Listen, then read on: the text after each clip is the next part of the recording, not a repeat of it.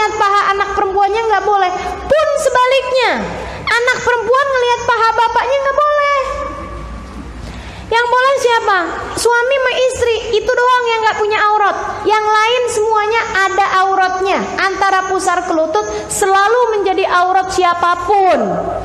Siapapun. Jadi nggak boleh lihat, nggak boleh. Sesama perempuan nggak boleh. Makanya kalau ditanya gitu, terus pijit gimana Ustazah? Nggak boleh. Kalau antara pusar ke lutut. Makanya saya kalau pijit gitu ya, kecuali karena darurat. Misalnya kakinya jatuh gitu kan. Nah, itu kan memang darurat. Kalau enggak pincang, kalau enggak sakit gitu ya. Memang harus dipijit, ya itu silakan aja. Sama halnya dengan dokter. Kalau memang ada yang sakit, ya itu juga mesti harus pilih dokter perempuan. Kalau nggak ada dokter perempuan, baru kemudian boleh dokter laki-laki. Makanya ibu-ibu jangan ada yang periksa dalam sama dokter laki-laki ya. Di Jakarta nih hukumnya haram.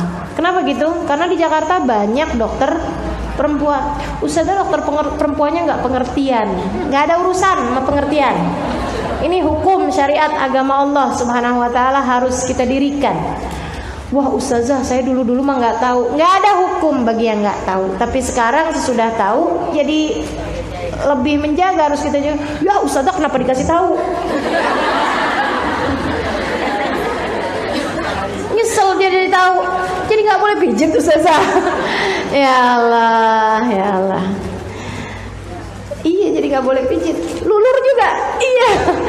Jadi saya tuh kalau misalnya yang pijit-pijit gitu ya, yang antara pusar ke lutut saya pijitin sendiri.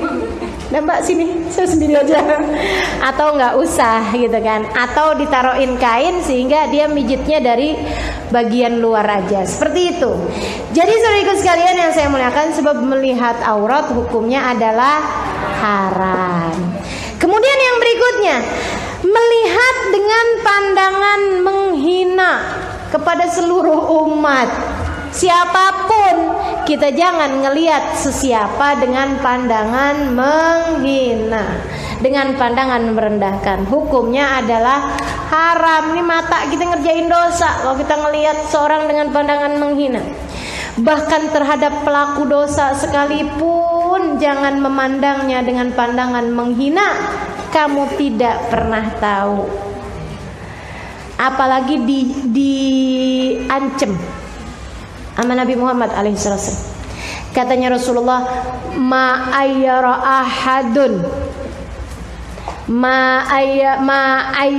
ahadun min ibadillah illa wa waqa'a mithluhu qabla an yamut. Tidaklah seseorang memandang dengan pandangan menghina, kemudian mentair, kemudian mengejek gitu ya. Jadi mata ngelihat, kemudian mulutnya komentar dengan komentar nyinyir. Nah, ini sekarang bahasanya ada nih. Ayar nih kayaknya dari bahasa nyinyir tuh kayaknya dari asal kata bahasa Arab ya. Karena mirip tuh. Nyinyir bahasa Arabnya ta'yir. Mirip ya.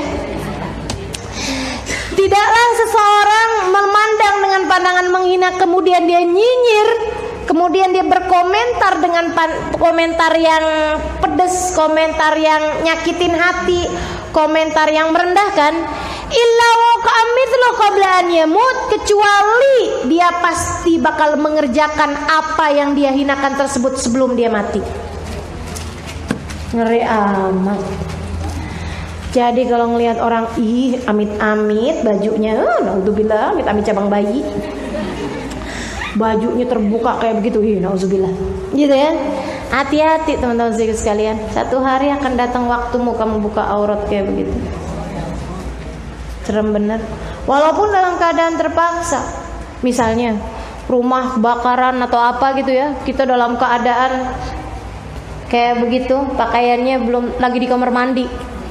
Ketika kemudian diteriakin sampai nggak sadar, keluar pakai bikini, keluar pakai pakaian dalam doang, misalnya gitu, bisa jadi gitu. Maka saudariku sekalian, hati-hati, jangan pernah takyir orang. Kita nggak pernah tahu, serem terjadi sama diri kita, terjadi sama diri kita, atau terjadi kepada anak-anak kita. Ngeri amat. Ih, pelacur tuh ganti sana ganti sini, rame-rame begitu. Ya Allah, jangan. Kalau kita ngelihat maksiat, kalau kita ada dengar kesalahan orang perbuat, ada aib-aibnya orang, rapi-rapi buat nutup aib tersebut. Rapi-rapi. Kenapa? Sebab kita punya aib, orang punya mulut. Kan gitu ya? Ngelihat aibnya orang jangan diomongin. Kenapa? Sebab orang lain juga punya mulut dan kita juga punya aib. Katanya Nabi Muhammad alaihissalam, siapa yang buka aibnya orang, siapa yang ngomong dengan aibnya orang nih, disampaikan aibnya orang pada orang lain, Allah akan buka aibnya walaupun dari dalam kamarnya sendiri. Serem amat. Ya Allah, ya Allah. Hati-hati. Jadi kalau kita ngelihat orang berbuat maksiat, lebih baik sibukkan hati dengan berdoa, sibukkan lisan dengan berdoa, tapi jangan di depan orang. Sebab doain orang lain di depan orang lain yang terkait masalah aib, sama juga buka aibnya dia. Kan begitu ya? Ya Allah, walaupun orang itu kelihatannya baik, tapi saya yang sudah tahu seperti apa dia, tutupin aib-aibnya ya Allah. Didengar sama sebelah, emang dia kenapa ya? Kayaknya doa, padahal dia lagi inian kan gitu ya. Kita udah kelihatan gitu orang lain gitu.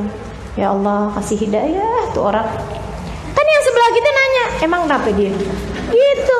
Maka saudaraku sekalian, saya melihatkan doanya fi dhahril ghaib. Doanya jangan di depan orang. Doanya saat kita lagi tahajud itu baru beneran doa. Doanya saat kita lagi sujud itu baru beneran doa. Saat kita lagi munajat kepada Allah, gak ada sesiapa yang tahu. Ya Allah, ya Allah, orang itu ya Allah telah mengerjakan perbuatan dosa, telah membuatmu murka. Ya Allah, tutupilah aibnya dan tutupilah aibku. Ya Allah, beri hidayahmu kepadanya dan kepadaku. Itu yang seharusnya dilakukan oleh sesama saudara muslim, sesama saudari muslimah. Kalau kita tahu ada aibnya orang, kita rajin-rajin tutupin baik-baik sambil minta sama Allah Subhanahu wa taala, mudah-mudahan Allah jaga dirinya dan Allah jaga diri kita. Amin ya rabbal alamin. Amin ya rabbal alamin. Begitu ya.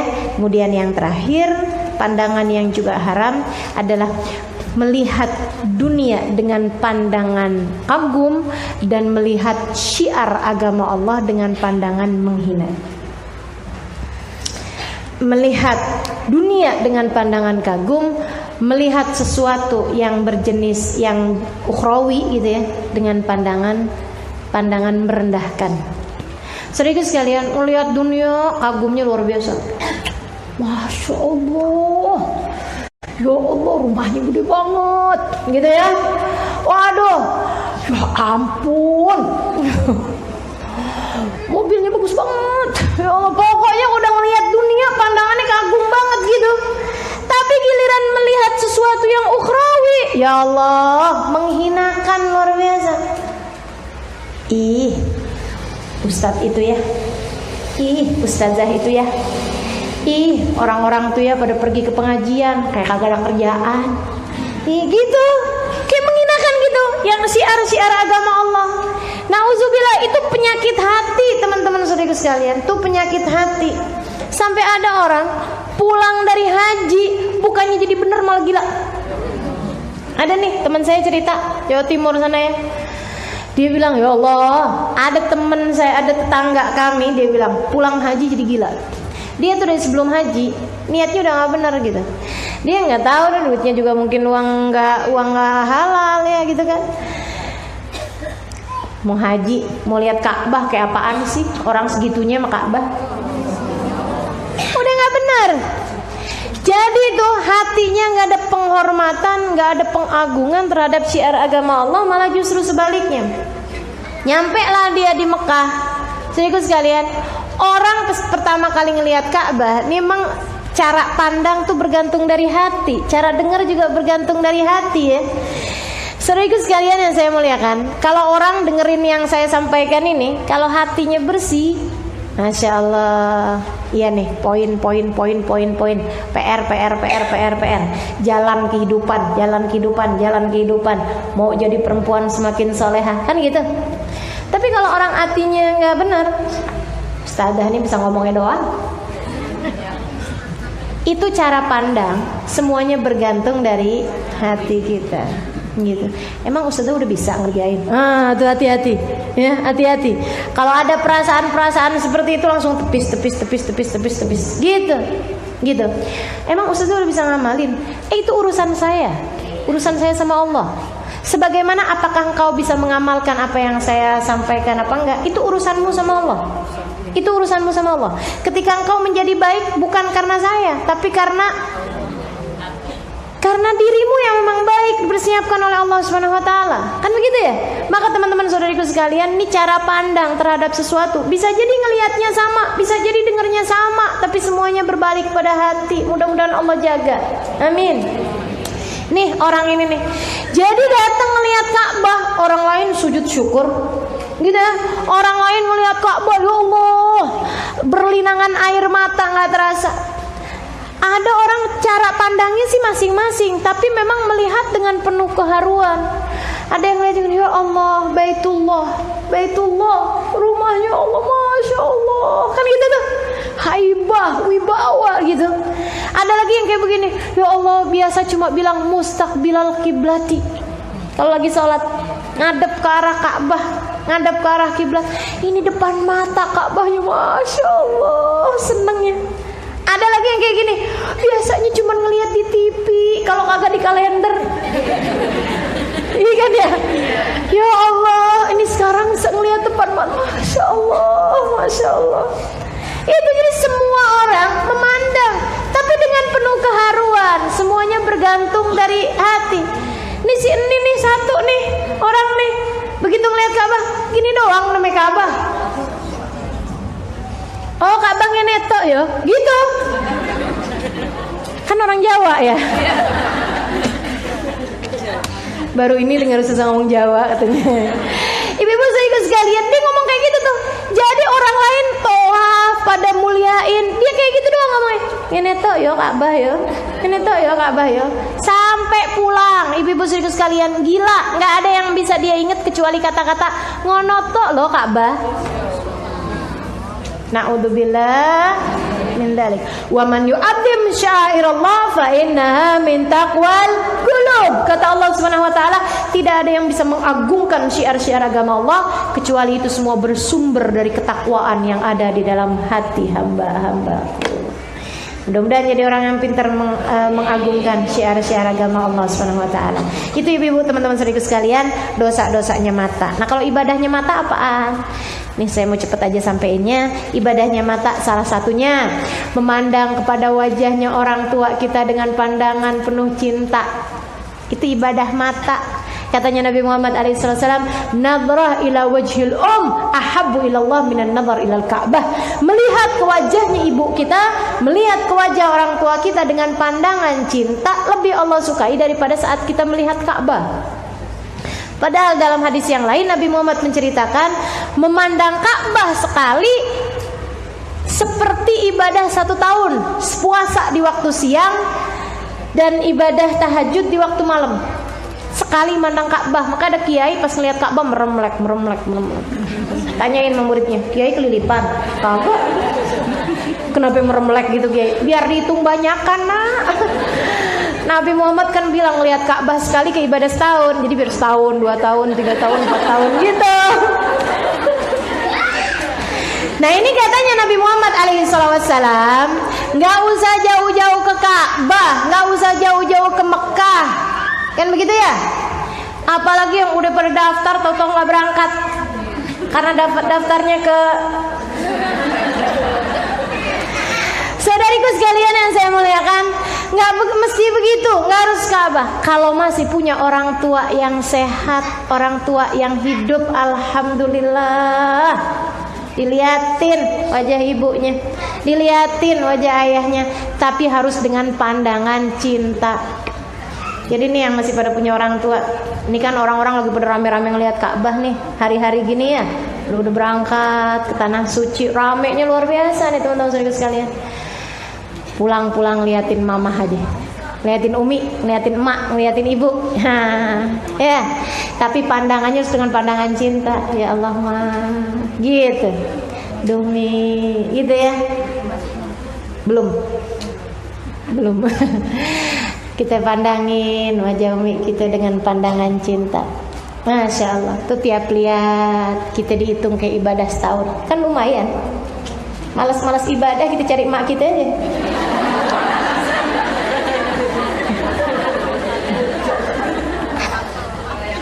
Iya kan, enak kayak kita liatin. Tapi jangan kayak tadi depan emak kita. Kamu kenapa nak? Mi ngelihat orang tua tuh Mi kayak ibadah setahun. Sekali ngelihat, jadi biar dihitung banyakan ya Allah. Atau memandangnya nggak pakai pandangan cinta, pandangan menyelidik. Emaknya tinggal bingung, kenapa sih nak kamu nih? Ini kayaknya kesambet di mana nih? Memandang dengan cinta ke wajah orang tua kita, gitu ya, dengan pandangan penuh cinta. Siapa lagi selain orang tua? Guru-guru kita, walaupun masih muda. Asal dengan ainut ta'lim, dengan pandangan mengagungkan, dengan pandangan penuh cinta, gitu ya. Ada nilai pahalanya, jangan dikira enggak. Ada nilai pahalanya. Teman-teman sekalian, memandang guru-guru kita. Kalau memandang mertua masuk apa enggak? Ya, pakai niat, insya Allah masuk. Deh, orang tua udah nggak ada, sisanya mertua, ya udah deh. Tak ada rotan, akar pun jadi. Walaupun itu sebenarnya hadisnya mengenai orang tua. Baik, saudaraku sekalian yang saya muliakan. Kemudian mana lagi?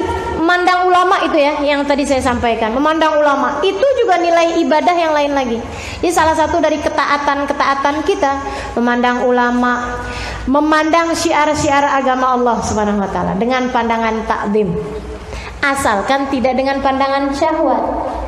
Kayak yang tadi saya sampaikan, itu kan, Ustazah masalahnya ulamanya kita ganteng-ganteng. Alhamdulillah, kan jadinya senang dilihatinnya. Tapi jangan dengan pandangan yang nggak benar, itu tadi pandangan syahwat, gitu ya. Kita liatin, ya Allah, ini orang yang menyampaikan kita kepada Allah.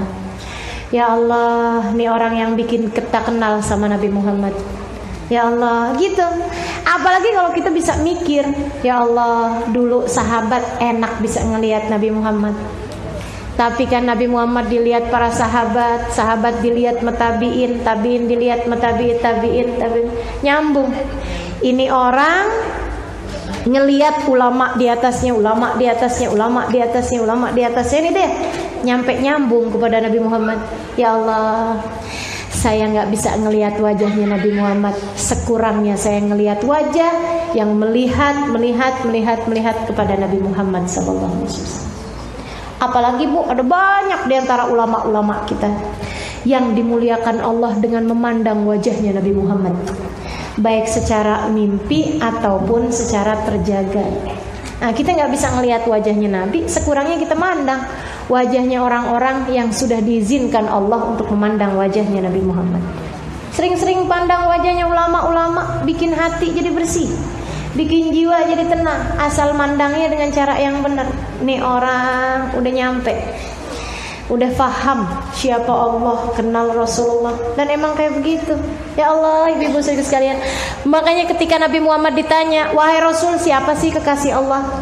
Bukan yang paling rajin sholatnya, bukan yang paling kita taunya kekasih Allah, bukan dengan kita cari tahu ibadah dia kayak gimana gitu. Karena barang kasih Allah kan malah rajin, rapi-rapi nyembunyiin ibadahnya, nggak suka cerita-cerita. Saya alhamdulillah dari sejak muda nggak pernah ninggal, nggak ada kayak gitu. Nggak akan kita dengar dari para kasih-kasihnya Allah pengakuan-pengakuan tentang ibadah mereka. Karena ibadah mereka urusan mereka sama Allah. Lantas taunya kita bahwa dia kekasih Allah kayak gimana? Alladzina idza ru'u dzukirallah. Orang-orang yang ketika kita tatap wajahnya mengingatkan kita kepada Allah. Dan itu saya dapati dalam wajah para ulama-ulama yang bahkan ada di zaman sekarang ini. Pandang wajah Habib Umar bin Hafid, maka akan mengingatkanmu kepada Allah. Pandang wajah Habib Zain bin Smith, akan mengingatkanmu mengingatkanmu kepada Allah. Pandang wajah para kekasih-kekasihnya Allah SWT. Mandang wajah Hubabah Bahiyah. Ya Allah, teman-teman saudariku sekalian, saya yang tahu rasanya. Saya tahu rasanya memandang wajah Hubabah Bahiyah. Sumpek segala sumpek. Mandang wajah beliau, semenit, 2 menit, 3 menit, hilang segala sumpek. Langsung membuat kita ingat kepada Allah SWT dengan kebahagiaan rahmatnya Allah yang luar biasa. Memandang wajahnya Hubabah Khadijah binti Syekh Abu Bakar bin Salim. Ya Allah, saudariku sekalian yang saya muliakan, sampai sekarang masih ingat tatapnya, sampai sekarang masih ingat rupanya. Kebahagiaan saat mandang wajah beliau sampai sekarang saya nggak bisa lupa. Saudariku sekalian, mandang wajahnya Hubabah Zahra, ibunda dari Habib Umar bin Hafid, punya anak bisa kayak begitu. Gitu ya, anak-anaknya ahli taat semua, anak-anaknya ahli taat semuanya. Ibu-ibu, teman-teman, saudariku sekalian, saya sampai sekarang masih ingat senyumnya yang indah. Ya Allah, ya Allah. Dikit-dikit Allahumma ja'alna bil ihsan wa la taj'alna bil imtihan. Ya Allah, saya mau jadi hamba tempat Engkau kasih karunia aja dah. Jangan jadiin saya hamba tempat Engkau menguji. Saya emang gak tahan kalau diuji yang gede-gede. Ya Allah, saya mau kasih hamba, jadi hamba yang Engkau kasih kenikmatan aja dah. Gitu dah. Entar lagi kita kumpul-kumpul ada beliau, tahu-tahu lampu mati. Itu ya orang-orang kekasihnya Allah, memang luar biasa. Begitu lampu mati, kita emang gak kemudian ya PLN kayak gitu. Kita tuh modelnya kayak begitu. Kita lampu mati nge PLN. Pemerintah yang disalahin, padahal bayar udah mahal, udah segala macam tuh. Itu orang-orang kasihnya Allah SWT. Begitu dep, lampu mati, ya Allah, terangkan kubur kami ya Allah. Ya Allah, ini orang-orang memang luar biasa. Terangkan kubur kami ya Allah, terangkan wajah kami ya Allah. Jadikan kami dapat memandang yang paling bercahaya, baginda kami Nabi Muhammad ya Allah. Gitu. Itu secara refleks, gak pakai direncanain gitu. Emang udah langsung. Subhanallah, alladzina idza ru'u dzukirallah. Orang-orang yang ketika pandang wajah mereka mengingatkan kita kepada Allah. Dan itu seindah-indah ibadah, teman-teman saudara sekalian. Seindah-indah ibadah. Jika kau mendapati para kekasih Allah SWT, pandangin aja mukanya, dah gak usah ngapa-ngapain. Seindah-indah ibadah, asalkan kita dapetin mereka itu ya. Kan jarang-jarang juga ketemunya. Itu ya. Kemudian yang berikutnya, memandang semua orang dengan pandangan cinta, dengan pandangan sayang. Ngelihat siapapun tuh yang sayang, ngelihat anaknya sayangin, ngelihat suaminya cintain, ngelihat tetangganya sayangin, semua orang pandang mereka dengan pandangan penuh kasih sayang. Itu adalah merupakan salah satu taatan mata yang mesti kita lakukan. Dan selebihnya yang terakhir, memandang kepada Al-Quran, memandang kepada kitab-kitab pelajaran gitu ya, memandang kepada apapun yang mengingatkan kita kepada Allah Subhanahu wa ta'ala, mengingatkan kita kepada jalan surga. Melihat buku catatan, jangan dikira bukan ibadah, itu ibadah. Makanya kalau pernah ada yang ditanya, guru saya bilang, Abi Umar bin Hafid bilang, membaca Al-Quran dengan melihat itu lebih baik daripada membaca Al-Quran tanpa melihat walaupun hafal. Ini ibu-ibu kan banyak yang hafal Yasin, tapi baca Yasin begitu aja, nggak pakai lihat. Dengan baca Yasin dengan ngelihat, itu lebih baik baca Yasin dengan melihat. Kenapa? Sebab matanya juga ikutan ngerjain ibadah. Ibadahnya mata berupa memandang Al-Quran. Dan ibu-ibu saudara sekalian, seukuran banyaknya pandangan taatmu, seukuran itu pula lah Allah akan membesarkan pandangan kasih sayangnya kepadamu, pandangan rahmatnya kepadamu, pandangan cintanya kepadamu. Dan itu akan menjadi patokan nanti di hari akhirat, apakah kita akan mendapatkan karunia-karunianya pandangan ataukah tidak. Wajah-wajah yang selalu memandang, mata-mata yang selalu memandang kepada ketaatan pada Allah Subhanahu wa ta'ala, seperti mana yang tadi sudah saya sampaikan, memandang orang lain dengan cinta, mandang orang tuanya dengan penuh penghormatan, mandang suaminya dengan penghormatan dan penuh cinta, mandang keluarganya, mandang para ulama lama memandang sesuatu yang dimuliakan Allah Subhanahu wa taala, mandang Ka'bah, mandang Masjidil Haram, mandang Masjid Nabawi, mandang kubahnya Nabi Muhammad alaihi salatu wasallam. Itu ya yang selalu saja senang memandang dengan pandangan-pandangan yang diperintahkan oleh Allah Subhanahu wa taala.